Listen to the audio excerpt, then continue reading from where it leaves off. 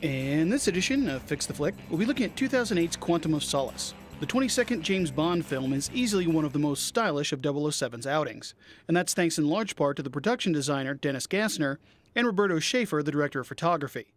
It's also the first true Bond sequel, which could have broken new ground and explored Bond's emotional fallout from losing the love of his life.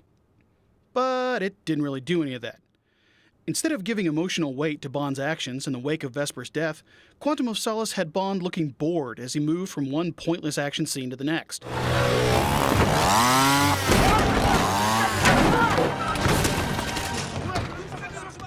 In place of a cold, detached 007, we should have seen the James Bond that M was worried about. A man out of control, that needed to work through his grief in order to do his job. And that could have been accomplished by making the villain Mr. White, not Mr. Green. By having Bond go after Mr. White, it would have made things very personal for him, and made us very engaged as a result. And if they had used Cammy's search for revenge as a cautionary tale for Bond, it would have helped him deal with his own trauma. In short, the story should have been about James getting over Vesper, or at least letting her go. So, with that in mind, let's try to fix Quantum of Solace. Instead of opening with a choppily edited car chase,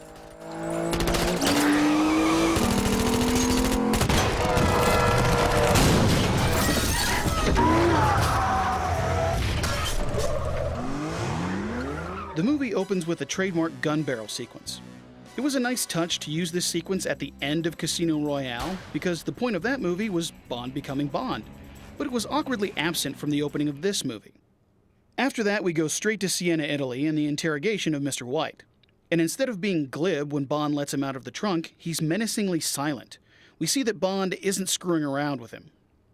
Then we have Bond and M's conversation about Vesper and her boyfriend Yosef. It's important to see that Bond's torn up about Vesper, but that he's clearly in denial about it. I'm not going to go chasing him. He's not important. And neither was she. The interrogation goes pretty much the same, right up until M gets shot. Am I right? Instead of the shooter being some random stunt guy, it's this guy, M's assistant Vyers from Casino Royale. By making the betrayer someone the audience already knows, and someone that's not very imposing, the betrayal would have been just as surprising to us as it was to the characters, and would have given a real sense that the Quantum organization really did have people everywhere. So, Bond pursues Vyers, but when he catches up with them, he doesn't shoot him out of self-defense. He ends up dropping him off a roof. This is a perfect opportunity to show that Bond isn't thinking clearly, and is reckless as a result. MI6 goes through all of Vyers' stuff and finds out about an illicit meeting with a woman in Haiti. So, Bond goes instead, and posing as Vyers, gets the briefcase and meets with Cammy. This is a better setup than a lead in Bond's investigation driving right up to him immediately after he lost the last one. As they're talking, James doesn't come across as suave and cool. He comes across as angry and impatient. Because of that, Cammy gets nervous, tries to shoot him, and drives away. We see that James isn't himself, and we know why. Bond looks through the case and finds an invitation to a party later that night, presumably to get paid for his meeting with Cammy. At the party, Mr. White meets with General Medrano, and they have the same conversation we saw on the docks, about Quantum's offer to reinstall Medrano to power. Bond arrives at the party looking for White, but instead he sees Cammy approach General Medrano. Blending into a party crowd is a less stupid plan than running right back to the person who tried to have you killed. But not a lot less, because Medrano recognizes Cammy, and she quickly gets in over her head. Conocí a su familia. Tristemente, creo que fui el último que los vio vivos. When Bond steps in to save her, that's when Mr. White appears. And this reveal is huge for Bond, because not only does he blame White for Vesper's death, James also let him get away. And because it's Mr. White, this comment is a lot more cutting. How much do you know about Bond, Camille? Because he's rather a tragic case. His MI6 says he's difficult to control. Nice way of saying that everything he touches seems to wither and die. Bond wants nothing more than to kill Mr. White, but he sees that there are a lot of security and he has Cammy to protect. So he races out of the party with her. White sends some guys after them, and now we get our car chase.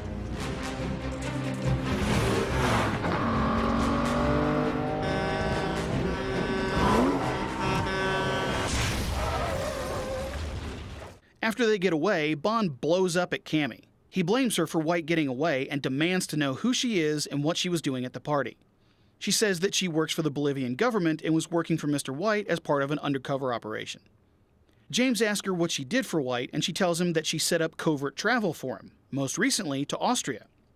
Bond can tell that she's holding back about herself, but because of his laser focus on White, he doesn't care.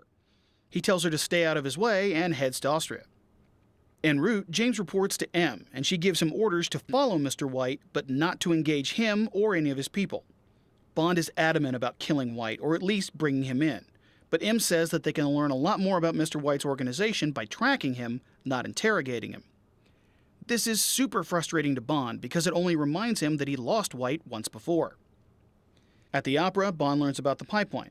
But when James reveals himself and makes his getaway, he doesn't have a quick chat with the bodyguard from Special Branch like he did in the original version. Rather, he gets into a pretty brutal fight with him. And during that fight, Bond isn't detached or bored like he was in the released film. He's emotional and angry, and he ends up killing the bodyguard because of it.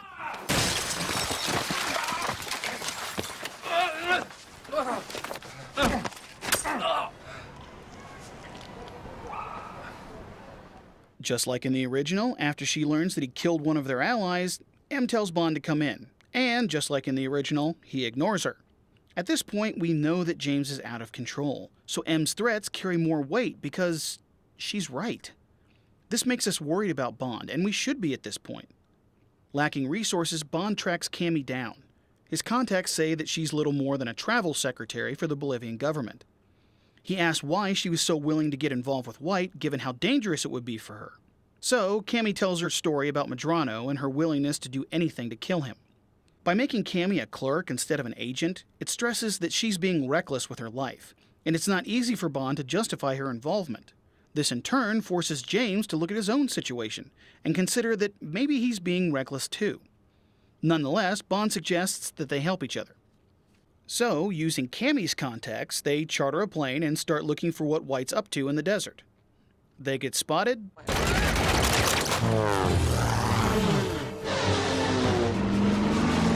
They get into a dogfight.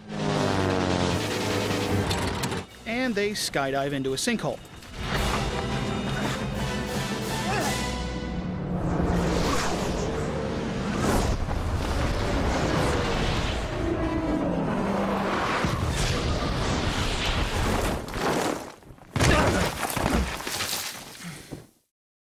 And there they find evidence of the artificial drought that Mr. White was creating.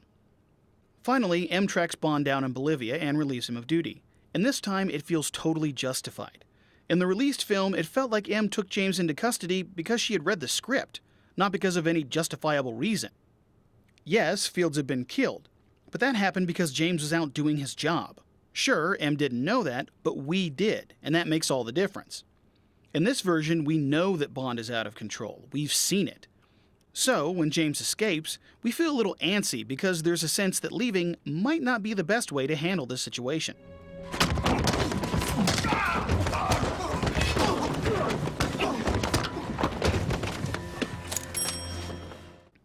In this version, the CIA's involvement with Medrano's coup is unchanged. What is changed is that it's Felix that approaches Bond. In the released film, it was obvious that Felix had a real problem working with Green, or in this case, White. So, it's not much of a surprise that he figures out a way to fix it.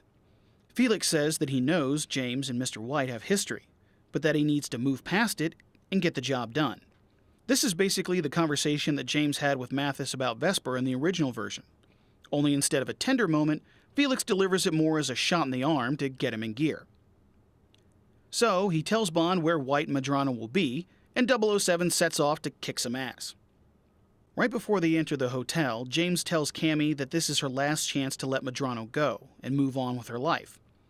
But she counters by asking Bond if he could let White go. James doesn't answer, but we see that he might actually be able to. From there, the beats of the hotel fight go the same.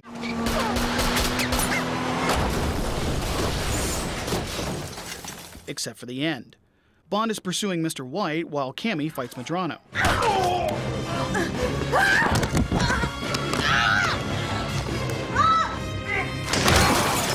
But when James is about to apprehend White, he hears Cammy scream. Bond chooses to let White go in order to save Cammy. This is a callback to the setup at the beginning of the scene. Bond answers Cammy by literally letting go of White and moving past his grief. He then rescues Cammy and they escape the hotel.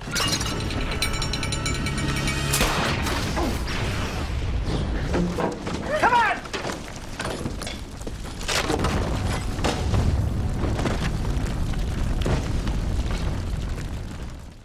Finally, we end up in Russia, where Bond confronts Vesper's not at all kidnapped or killed boyfriend. In the released movie, it again seemed like Bond didn't kill Yosef because he had read the script. Technically, he didn't do it because he was supposedly over Vesper at that point, but it never felt like he earned that catharsis. This version doesn't see Bond angry or impatient. He's calm and collected.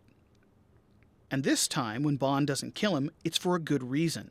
Since he let White go in Bolivia, this guy is now MI6's only source of information. We see that Bond has let Vesper go, because instead of shooting Yosef like James wants to, he keeps him alive to question. And when M tells Bond that she needs him back, he doesn't say, I never left.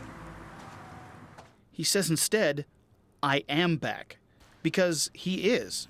We've seen James go through hell, and we've had doubts as to whether he could make it. But as we see the snow slowly cover up Vesper's necklace, we know that he has.